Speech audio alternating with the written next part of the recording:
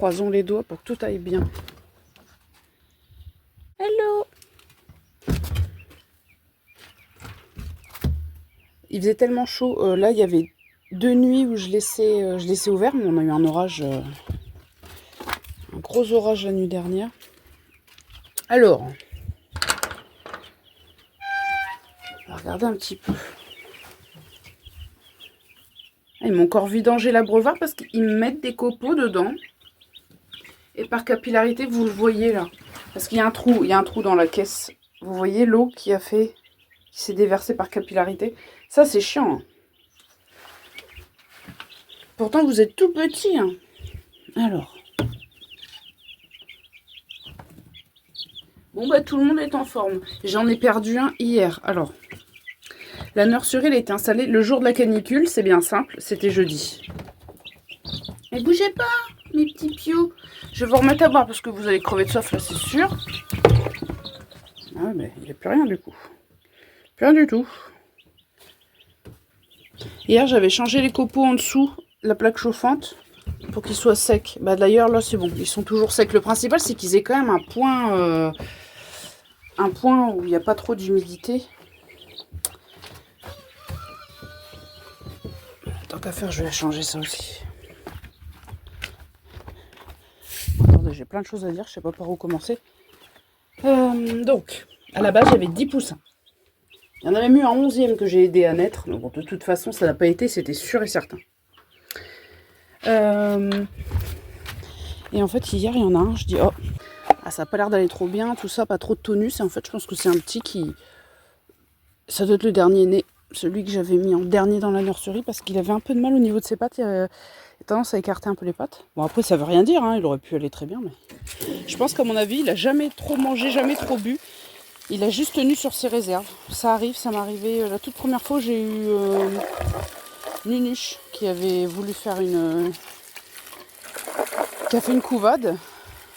Et elle avait un de ses petits, c'était comme ça. Tout ce qu'il voulait, c'était se tenir au chaud en dessous d'elle. Il voulait pas manger, il voulait pas boire. Il y a quelque chose qui allait pas. Là, c'était pareil.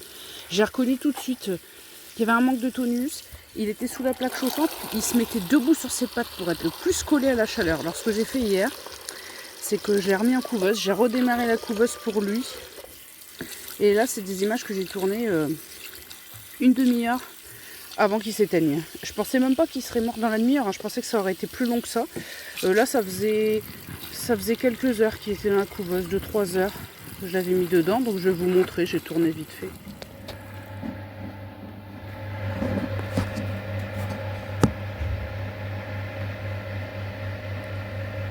Il n'arrive même plus à ouvrir ses yeux. Bichette. Donc voilà.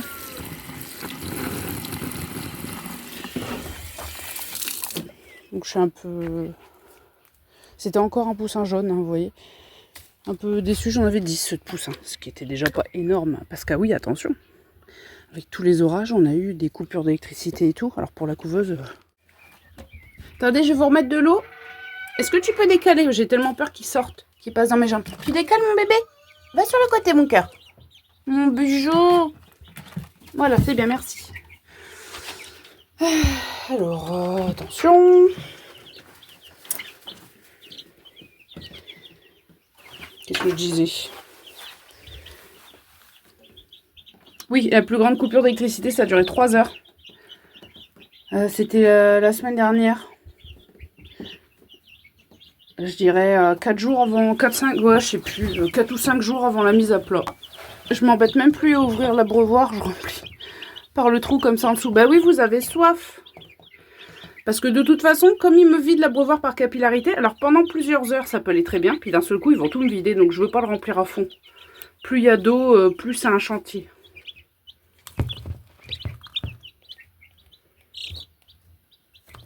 C'est rien. Donc voilà, il y en a 2 noirs comme ça. Et un gris. Enfin, celui-là, il est gris-noir, en fait. On va dire que c'est l'intermédiaire. Non, il est plutôt gris quand même. Je dis des bêtises, il est gris foncé. Alors, nos 2 gus, moi, à mon avis, c'est des garçons. Hein. Vous êtes sous tout. Alors là-bas, il y a toujours un point d'humidité dans ce coin-là. Ça, tout le temps, toute l'année, c'est comme ça. On n'y peut rien. Bref. Enfin, je sais pas. Regardez là. Vous avez vu les crêtes? Surtout le noir, hein, puis les pattes, la grosseur des pattes. Et là, on voit qu'ils sont à peu près du même gabarit. Mais en fait, quand vous les portez, le noir est beaucoup plus lourd. Énormément plus lourd. Le gris, il est toujours en mode défense. Ou alors, peut-être que le gris, ça serait une fille et le noir un mâle. Mais moi, le noir, il a des pattes encore plus grosses. Il est extrêmement lourd. La crête s'est développée quelques jours avant le gris. Sachant qu'il a une journée de moins en plus. Hein. Alors, ça vous de me dire. Là, vous avez peut-être plus d'éléments pour vous faire une idée. Donc là, vous voyez un peu sa peau. C'est parce que j'ai dû raccourcir une aile. Pour pas qu'il saute dedans, dans la caisse. Donc... c'est bien, comme ça les grands s'habituent aux petits. Et normalement je vais leur ramener de leur eau. Normalement ça devrait mieux se passer quand les petits sont assez grands pour être avec les deux grands. Là pour l'instant ils finissent leur miel de poussin. Là je parle des grands. Donc c'est 20% de protéines. Et les petits c'est des granulés Pintado d'Indono. Donc on est, si je dis pas de bêtises, on est à 23,5% de protéines. J'essaie de booster un peu. Pour qu'ils essaient, enfin, j'espère. Si ça peut aider à rattraper les plus grands niveau croissance pour qu'ils puissent être plus vite ensemble. Je vais ramener l'autre gamelle. Hop. Vous venez boire?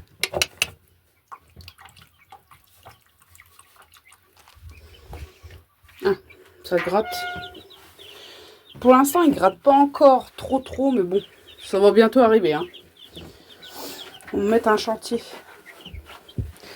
Là, la petite bosse de litière, c'est la litière mouillée qu'il y avait sous la plaque chauffante que j'ai dégagée hier pour en mettre de la sèche.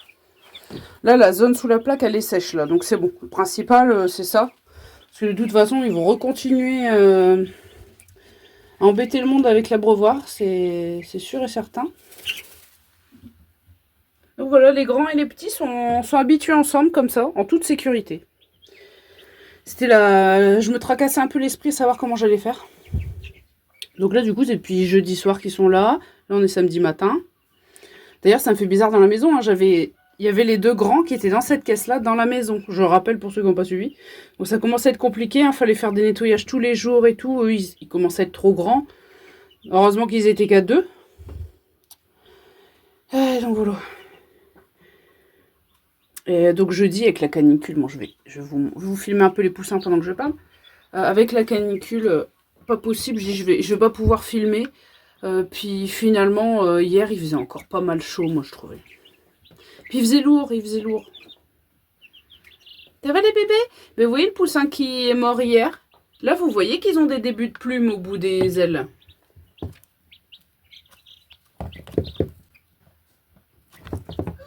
Eh ben, celui d'hier, c'était globalement que du duvet. Il n'y avait pas des développements de plumes comme ça. Il y avait quelque chose qui n'allait pas. Alors, on est passé de 10 petits poussins, donc 12 en tout avec eux, à 11 en tout. Voilà, j'espère que j'aurai pas d'autres pertes. Bon, ils ont l'air d'aller plutôt bien. Hein. Mais bon. Donc, vous voyez, il y a vraiment des jaunes et puis des roux. Là, ça se distingue beaucoup plus qu'au début.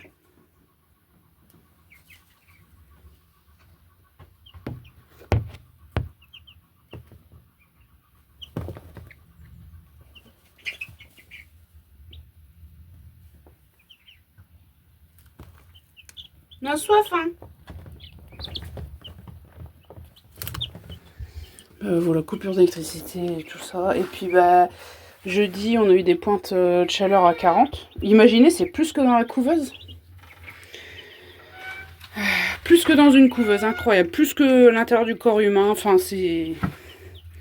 Pas besoin d'être un génie. Enfin, quoi qu'il y a des gens qui arrivent encore à être sceptiques, mais pas besoin d'être un génie pour voir que l'être humain est quand même pas fait, ni les animaux, pour affronter des tels extrêmes de température. Là, ça commence à être critique, hein, quand vous avez une température extérieure supérieure à celle de votre corps, hein, quand même. Donc, j'ai perdu 2 poules. Alors, Là, vous allez voir, il y en a plus que 3 avec Piccolino. Il y a eu une première vague de chaleur. Je sais plus, c'était il y a peut-être 2 vidéos de ça, 2, 3, je sais plus. Et je disais, je suis étonnée. Je suis étonnée. Les grosses poules, donc celles qui sont avec Piccolino, c'est vraiment des races de chair qui sont pas faites pour vivre vieilles. Voilà, elles sont faites pour gagner de la masse rapidement, être mangées, puis c'est tout. Bon. Et j'étais très étonnée qu'elle faisait partie des poules qui manifestaient le moins de détresse avec la chaleur. Mais là, à force, à répétition, en fait, c'est comment dire, l'endurance sur le long terme qui a fini par ne pas aller. Pareil, les poules avec chéri, celles qui supportaient le moins, donc la grise c'était celle qui avait des détresses dès le début, qu'il y a eu des jours un peu chauds. Et les 2 coucous supportaient pas bien non plus, alors que c'est les plus jeunes dans l'enclos de chéri. Et finalement maintenant, c'est pas du tout celles qui ont le plus de mal. Je dirais que celle qui a le plus de mal, c'est Susu. Mais à côté de ça, des moments, elle fait des bains de chaleur aussi. Enfin, des bains de soleil. Elle se met au soleil et tout, alors qu'elle a chaud. C'est une poule qui est énervée. Donc, au début, ça allait. Mais là, avec le long terme, un peu chaud quand même. Puis c'est une des plus vieilles aussi. Bon. Donc, finalement, moi qui étais étonnée que des grosses poules de race comme ça supportent la chaleur au début. Bon, bah finalement, là, jeudi, 2 qui sont mortes. La crête violette, machin. Plus, elles sont sauvages comme tout. Donc si je fais des tentatives pour les arroser, les rafraîchir, tout ce que je vais faire, c'est empirer le truc, les énerver, leur faire monter le rythme cardiaque et les énerver encore plus. Comme Piccolino, c'est un sauvageon, enfin c'est un sauvageon. Il est toujours en train de pousser des cris, des hurlements, de sonner, de tirer la sonnette d'alarme pour un rien. C'est-à-dire qu'il entend une porte claquer, un éternuement et tout, on l'entend crier dans l'enclos. Donc il est toujours en train de leur faire peur et c'est lui qui les a mis vraiment sur les nerfs, ces poules-là. Ça n'a pas arrangé. Regardez, ils veulent rentrer dans la caisse. Bah oui, c'était votre ancienne maison. Mais c'est plus à vous, vous avez tout ça comme espace, c'est quand même mieux, non? Vite. Ils sont trop petits, vous allez les chahuter. Alors ça se voit quand même que le noir commence à être un peu plus gros. Donc voilà, on va ouvrir les poules. Et puis j'avais filmé des images, ça c'était... Donc là je rappelle, les poules c'est voilà, jeudi, fin de journée, avec les grosses chaleurs qu'elles sont mortes. J'avais tourné des images vite fait de Piccolino qui me fait son cinéma, qui tourne autour de moi mardi. Je vais tourner ça comme ça. Bah finalement ça a été la dernière image des 5 poules. Bah je vais vous mettre la vidéo là, tiens. Donc c'est vite fait, c'est rapide. C'est vraiment la fin de la vidéo, on voit les 5 poules. C'est la dernière, les dernières images que j'ai d'elles.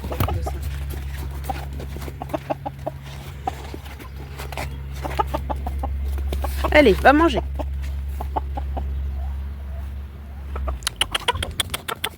Et va manger. Arrête! Va manger.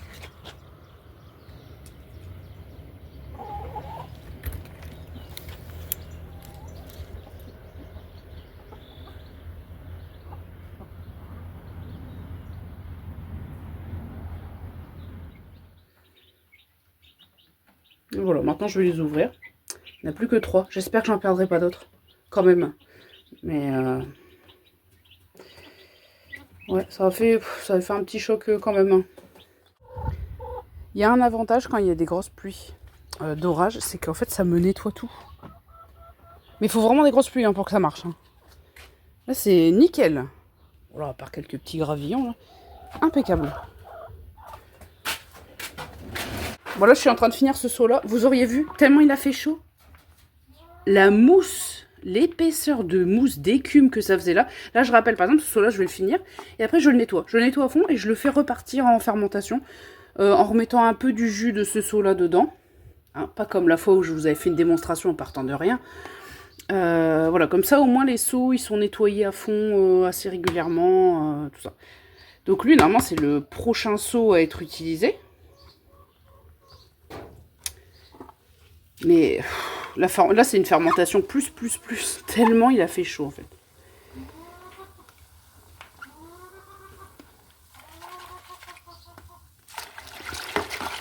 Enfin voilà, on n'est pas à l'abri que de revivre ce qu'on vient de vivre et de perdre éventuellement d'autres animaux, on sait pas. C'est pas du tout. De toute façon, c'est un miracle. Je vous dis, quand on a eu la coupure d'électricité de 3 heures, c'est parce qu'il y a eu une tornade à vol d'oiseau, même pas 2 km, dans le village à côté. Et il y a eu encore un village un peu plus loin. Eux, ils n'ont pas eu d'électricité pendant... La coupure, elle est arrivée vers 19 h. 19, 20... Ouais, c'est vers 22h30 qu'on a eu du courant, nous à nouveau. Et ceux qui ont eu une coupure pendant très longtemps, ils n'en ont pas eu avant, vers 16h le lendemain, je crois. Donc là, ça aurait été ma situation. Eh ben, j'aurais eu 0 poussin. Donc j'essaie de relativiser. Je me dis, bon, j'en avais 10. J'aurais pu en avoir 11. Bon, finalement, j'en ai plus que 9. Bon, s'il n'arrive pas de malheur, mais j'aurais pu ne rien avoir du tout. Ce que j'avais fait d'ailleurs, j'étais désespérée. Et l'électricité est revenue 20 minutes après. C'est que j'avais pris 4 œufs sur moi pour les maintenir au chaud. Je dis au moins je vais essayer d'en sauver 4, de me donner une chance d'avoir au moins un poussin ou deux. Bon. Et heureusement l'électricité est revenue, mais je vous jure, si elle serait pas revenue, hein, comme les pauvres gens qui n'ont pas eu d'électricité pendant quasiment 24 heures finalement. Ouais, 21 heures sans électricité, bon là c'était fini. Alors moi ce que j'avais fait c'est que on venait de faire cuire un plat dans le four, parce qu'il fallait manger de bonne heure. Heureusement, j'ai chauffé le torchon, je l'ai mis dans le four qui était encore chaud, je l'ai mis sur la couveuse et j'ai mis une serviette par au-dessus. Par contre, le taux d'humidité sans la ventilation, il est monté à 70%. On n'était pas encore à la mise à plat, hein, bon. Mais voilà, j'ai un peu sauvé les meubles, je pense, en faisant ça quand même, parce que 3 heures sans courant, ça refroidit vite. Hein. Les œufs, c'était la température... vous voyez, c'est un thermomètre qui donne la température à distance. Je l'avais fait biper sur la couveuse, je l'ai passé sous la serviette. Peu avant que l'électricité revienne, au moment où j'ai pris les œufs sur moi, je me suis dit, bon, allez, elle était descendue à 35... j'avais perdu presque 3 degrés, quoi. Parce là, en fin de couvaison, elle avoisinait quand même pas mal, 38 et quelques. Et donc, j'avais mis aussi la lampe torche que j'avais utilisée. C'était une lampe torche qui chauffe. Ah, le perchoir est tombé. J'ai une lampe torche qui chauffe un peu. Et donc comme elle était chaude, je l'avais glissée dans la couveuse pour apporter un peu de chaleur aussi. Enfin, dans ces cas-là, on fait comme on peut. Hein. Donc voilà, on va dire la chance dans mon malheur. Essayer de se contenter. C'est vrai que bon. Oh,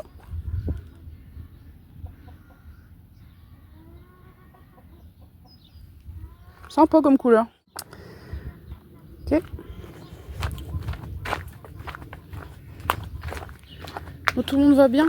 Alors, il était fort quand même l'orage hier. Hein. Je me suis dit, une fois j'ai une crise cardiaque. Tout le monde est en vie?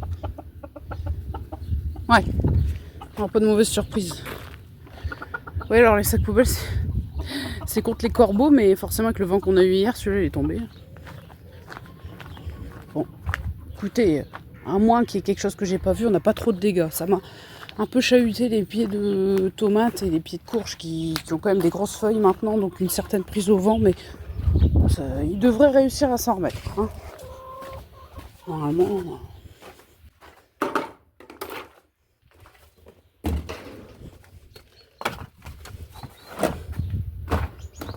En plus, bon, j'aime pas l'orage. Je vous dis, j'ai passé vraiment très bonne soirée. Alors, on est content du rafraîchissement, qu'il y ait eu de l'eau. Mais en termes de dégâts et puis en termes d'ambiance, bon, c'est un peu moins cool. Allez mes bébés, on y va.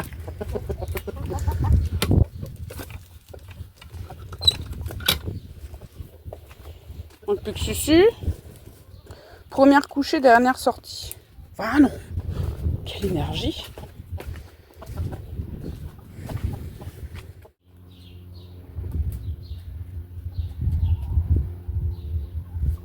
La cougnou noire, je dirais que c'est celle qui... Enfin, des poules que j'ai ici, qui supportent mieux la chaleur. Enfin, elle est moins souvent en détresse. Hein. Alors que les autres, bon, de temps en temps, ça dépend. On les voit qui ont les ailes écartées, le bec un peu entrouvert. La grosse Sussex, ça va aussi, globalement. Mais vraiment, le cougnou noir, c'est contrairement à la rousse hein, que j'avais perdue. Parce que là, avant le coup des deux là, qui sont mortes avec la chaleur, c'est dans cet enclos-là, j'avais perdu une rousse, une cougnou rousse. D'ailleurs, il n'y a plus de rousse maintenant, ici. Et la cougnou rousse, c'était à cause de la chaleur. Hein, c'était l'inverse, elle ne supportait pas du tout. Et c'est une race, pareil, un poussin que j'avais acheté de chair, quoi. Chichi, elle, c'est différent. La cougnou noire, là, c'est une croisée entre une cougnou de chair que j'avais achetée et Chéri, qui est son papa. Ouais, vous voyez, ça a l'air de bien se redresser. Ici, mes pieds d'artichaut qui sont énormes. Ça, c'est des graines Voilà, c'est un peu couché, mais bon. Ça, c'est des semis que j'ai fait directement dans le kéol. En plus de ceux des semis que j'ai fait en pot. Hein. Et ils ont super bien poussé. Je vais essayer de les faire s'orienter là. Donc à peu près l'inverse de ce qu'ils sont en train de faire. Oui, ici, la bourrasque, elle les a poussés comme ça. Alors qu'ici, là, ça a poussé vers là, vers nous. Et je vais essayer de les faire courir en dehors du kéol. Donc il y a butternut, c'est là-bas. Ceux qui sont moins grands. Ça, c'est normal. Hein. En pot, c'est pareil. Ils sont moins grands, les butternuts. Et ici, je sais plus... J'avais fait une ligne au milieu, plus une zone ici. Je sais plus qui est qui. Courge du Mexique et potiron petit marron, mais je sais plus qui est qui. Ouais, non, je sais plus. Il y aurait moyen de savoir parce que vous voyez, celles-ci sont les feuilles sont un peu pointues. Celles-ci sont un peu plus arrondies. Pointues, un peu plus arrondies. Mais bon, de toute façon, on s'en fout. Hein. Quand ça va pousser, il va falloir les faire courir par terre. On va juste regarder vite fait. J'ai des bébés courgettes, pardon. Là, il y a quelques feuilles qui ont cramé avec le soleil, mais ça va encore. Les tomates, ça vient pousser. Hein. Là, voilà, beaucoup de fleurs mâles. J'ai quelques bébés courgettes. Alors là, des fleurs, il y en a beaucoup. Hein. Il y en a beaucoup, mais c'est beaucoup des fleurs mâles. Au début, c'est normal, puis là, des petits bébés. Je sais pas si vous avez bien vu. Alors... Ah, en dessous, là, ça se voit, là. Là, ça ressemble vraiment à... C'est des coups-torts, je rappelle des coups-torts, mais une version coup pas trop tordu. Mais ça, vous pouvez plus en avoir parce que c'est Graines del País, fermé. Bon. Et donc, vous allez voir celle du dessous, ça ressemble à ça. Quand ils sont bons à récolter, sauf qu'ils vont être un peu plus gros et un peu plus jaunes.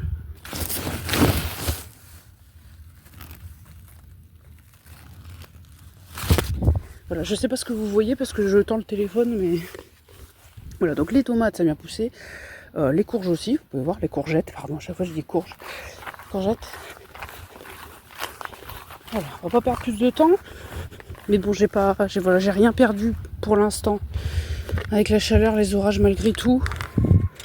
Donc on va se contenter. Ici, ça c'est la première fois depuis des années, il va falloir passer la tondeuse là. Ben, avec la chaleur, on peut pas faire grand chose. Donc ça a été tondu un peu vite fait à l'avant. Interrompu à cause d'un orage en plus d'ailleurs, la tonte. Et puis ici, il va falloir passer un coup. Donc c'est beaucoup du trèfle, hein, mais forcément, il y a des cochonneries qui se démarquent.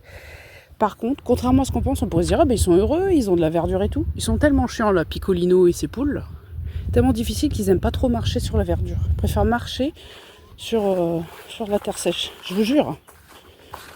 Alors moi, personnellement, je suis contente de voir de la verdure. Parce qu'on n'avait plus du tout d'herbe, là, ça faisait un moment. Mais eux, bon. Pas si emballé que ça. J'ai oublié mon parapluie. Mince. Bah écoutez, je vais prendre le balai. Donc là, c'est possible que Piccolino me tourne pas autour parce qu'il aime pas trop le balai.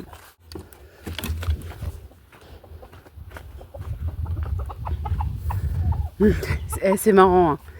J'ai le balai, il fait pas son malin. Vous l'avez vu dans la vidéo finalement de l'autre jour. Allez manger mes biches. Voilà, plus que 3. Il y en avait une de temps en temps, mais une seule, hein, qui me faisait le coup d'avoir la crête un peu violette, machin. Je me suis dit, oh, il y en a une, ça galère un peu quand même. Hein. Mais là, 2, encore il y aurait eu celle-ci là, en question qui de temps en temps, ça allait pas trop bien. Puis après, ça allait, ça repartait, bon. Mais là, 2, pour la deuxième, je l'ai pas trop vu venir. Parce qu'il y en avait vraiment qu'une hein, qui manifestait des grosses difficultés, là, puis une crête de temps en temps un peu violette. Et ça, je l'avais dit. J'avais dit, celle-ci, je me prépare psychologiquement à ce qu'elle fasse pas de vieux os, parce que c'est vraiment pas des races qui sont faites pour durer sur le long terme, quoi. Mais bon. Et je vous dis pas. Alors, bon, je rigole, parce que bon, faut bien rire quand même. Forcément, j'ai dû extirper les poules. Elles étaient venues mourir dans le poulailler.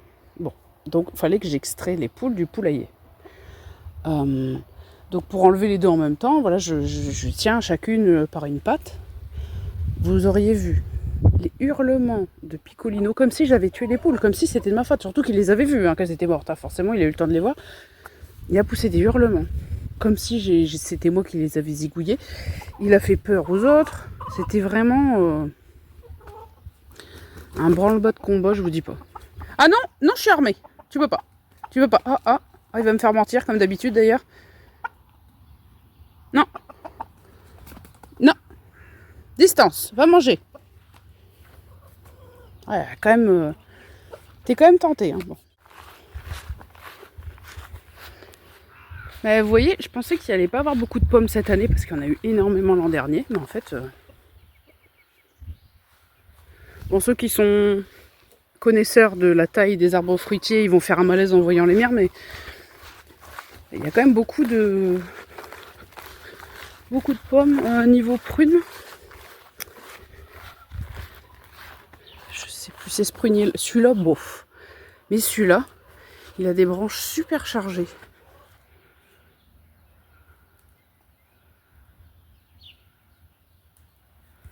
Ouais. Quand même. C'est elle qui supportait pas la chaleur au tout début. Puis maintenant, on s'y est fait. C'est pas pire que les autres, quoi. Ça va, Susu? Toujours offusqué, Susu, hein. Mais non, vous faisiez dodo. Oh, j'allais dire, on va finir quand même sur quelques images des poussins. Espérant que tout aille bien pour eux d'ici les prochaines images. Allez. À plus.